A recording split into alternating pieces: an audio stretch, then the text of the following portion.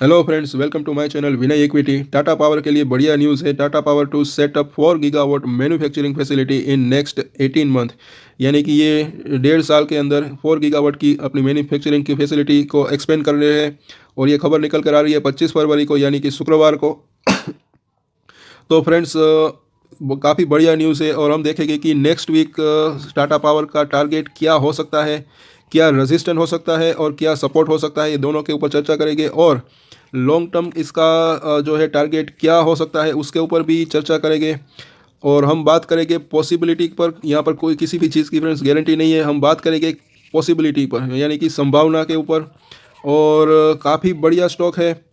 इसके अंदर लगातार अच्छी से अच्छी बढ़िया न्यूज़ आ रही है और ये मैं अच्छे से आपको एक्सप्लेन करूँगा। ये इसके एमडी और सीईओ है।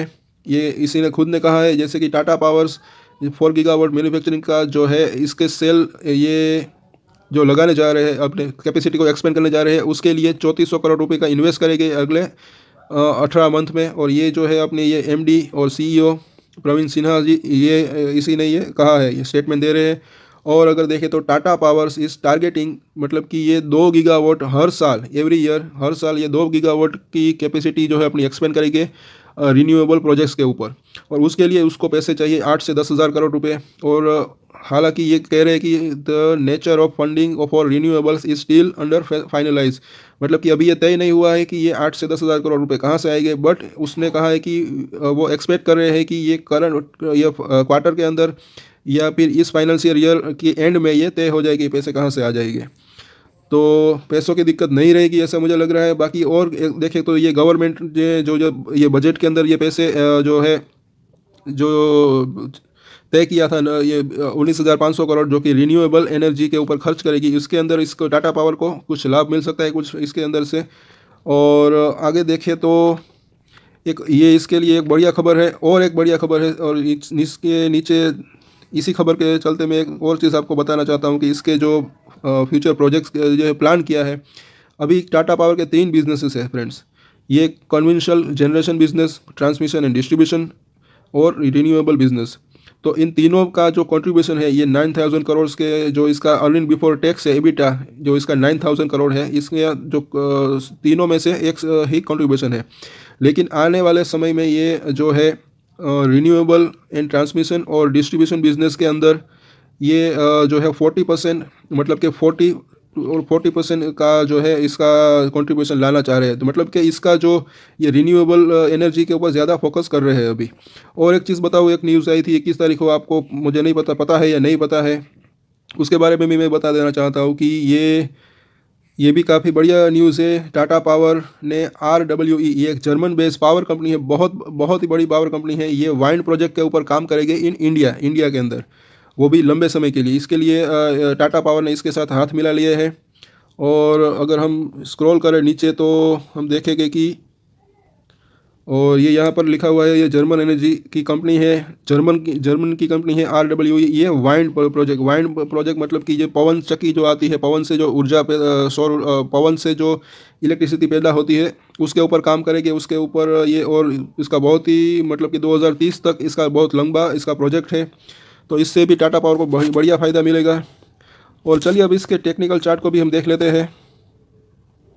और ये इसका टेक्निकल चार्ट है, थोड़ा सा लोडिंग में देरी हो रही है, लेकिन चलिए अभी आ गया है तो देख ही लेते हैं इसको कि इसके अंदर सपोर्ट और रेजिस्टेंस क्या दिख रहे हैं और नेक्स्ट वीक। तो अगर आप देखें तो इसके अंदर जो इसका मूविंग एवरेज है, 100 डेज का मूविंग एवरेज है 216 रुपये। तो सबसे पहला सपोर्ट तो मुझे 215 रुपये के आसपास यहीं पर दिख रहा है। और इसका रेजिस्टेंट देखें, सबसे पहला रेजिस्टेंट देखें तो इसका रेजिस्टेंट जो है वो 230 रुपये के आसपास, क्योंकि यहाँ पर 21 दिनों का मूविंग एवरेज है। तो 230 रुपये इसके लिए एक पहला रेजिस्टेंट है। और मुझे ऐसा लग रहा है कि अगर ये इसको पार करेगा 230 रुपये को, ये विथ हैवी वॉल्यूम, तो मुझे ऐसा लगता है कि ये 240 तक जाने की कोशिश करेगा। और ऐसा मैं क्यों कह रहा हूँ, क्योंकि मैं अब आपको ऑप्शन चेन के ऊपर भी ले जाना चाहूँगा। और ये इसका ऑप्शन चेन है। और देखिए तो इसकी पुट राइटिंग कहाँ पर हो रही है सबसे ज़्यादा, और ये 220 के आसपास इसकी क्लोजिंग हुई। और सबसे ज़्यादा जो है पुट राइटिंग टोटल ओपर इंटरेस्ट जो है 950 के आसपास यहीं पर है, 220 के ऊपर, उससे नीचे 215 के ऊपर। मैं क्यों सपोर्ट की बात कर रहा था, क्योंकि यहाँ पर फ्रेश पुट राइटिंग सबसे ज़्यादा यहीं पर हुई है, 250 के आसपास यहाँ पर कॉन्ट्रैक्ट्स है टोटल ओपन इंटरेस्ट। तो 215 इसके लिए एक पहला सपोर्ट है। अगर बाई चांस देखिए बाज़ार के अंदर काफ़ी उठा पटक है, तो अगर बाई चांस ज़्यादा अगर बाज़ार नीचे ऊपर नीचे जाता है तो फाइनल इसका जो सपोर्ट रहेगा वो 200 रुपये से 195 रुपये के आसपास रहेगा। क्योंकि यहाँ पर अगर आप देखें तो सबसे ज़्यादा put writing fresh put writing में सबसे ज़्यादा है, और टोटल ओपन इंटरेस्ट भी जो है वो ठीक ठाक ही है, ज़्यादा ही है। तो 200 से 195 इसके लिए सपोर्ट रहेगा फॉर नेक्स्ट वीक। और अगर हम बात करें इसकी कॉल राइटिंग की कहाँ सबसे ज़्यादा हो रही है, तो सबसे पहला मैंने रजिस्टर यहाँ पर 230 के ऊपर ही मैंने आपको बताया था, क्योंकि यहाँ पर 750 के आसपास टोटल ओपन इंटरेस्ट बिल्डअप है कॉल राइटिंग का। और अगर इसको ये हैवी वॉल्यूम से अगर पार करता है तो 240 रुपये के आसपास अगर देखें तो यहाँ पर बहुत बड़ा रजिस्टर है, क्योंकि यहाँ पर कॉल राइटिंग 100 कॉन्टैक्ट्स नए ऐड हुए हैं और टोटल ओपन इंटरेस्ट 700 के आसपास है। और इसके ऊपर देखें तो 250 रुपये जो है ये नेक्स्ट वीक में की हम बात कर रहे हैं, ये नेक्स्ट वीक की हम बात कर रहे हैं। तो फाइनल इसका जो रजिस्टर है वो रहेगा 250 रुपये के आसपास ही है, क्योंकि यहाँ पर हेवी कॉल राइटिंग हो रही है। टोटल ओपन इंटरेस्ट 900 के आसपास है, तो उसको पार कर 250 के शॉर्ट टर्म में, मतलब कि अगले वीक में 250 को पार करना इतना आसान नहीं रहेगा। वैसे होने को तो कुछ भी हो सकता है। तो यही हमने बात की। और अगर आप देखें तो अगर हम बात करें नेक्स्ट वीक की, तो स्मॉल रेंज जो है वो है 215 से 230, और बड़ी रेंज बिगर रेंज अगर आप कहें तो 200 रुपये से 250 रुपये के बीच में ये बड़ी रेंज हो सकती है।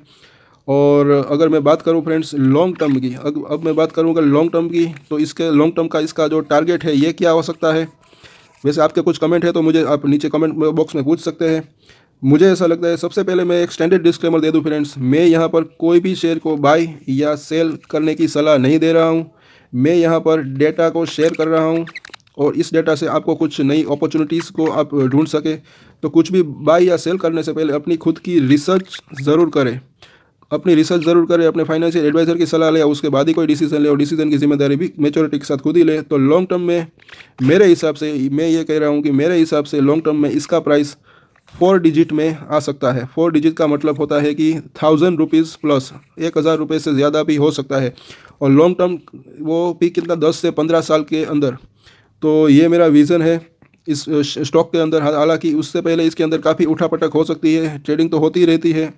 और आप जो भी बाइंग या सेलिंग करें, एक चीज़ और मैं बता दूं कि आप हमेशा, मैं बताता हूं कि आप स्मॉल क्वांटिटी ही बाई मतलब अगर आपको इसके अंदर बाय करना है तो स्मॉल क्वांटिटी ही बाय करें, और स्टेगर्ड बाइंग करें, एक साथ बाइंग ना करें। अगर आपको 10,000 रुपये का इन्वेस्टमेंट करना है तो आप हज़ार रुपये का इन्वेस्टमेंट 10 टाइम कर सकते हैं। और अगर आपको 5,000 का निवेश करना है तो आप 500 रुपये का निवेश आप 10 टाइम कर सकते हैं। तो मेरी इस आज के वीडियो में इतना ही। अगर वीडियो आपको अच्छा लगा तो इसे लाइक और शेयर ज़रूर करें फ्रेंड्स। और अगर मेरे चैनल को आप चेक कर लीजिए, आपको अच्छा लगे तो इसे सब्सक्राइब ज़रूर करें। So thank you for watching this video.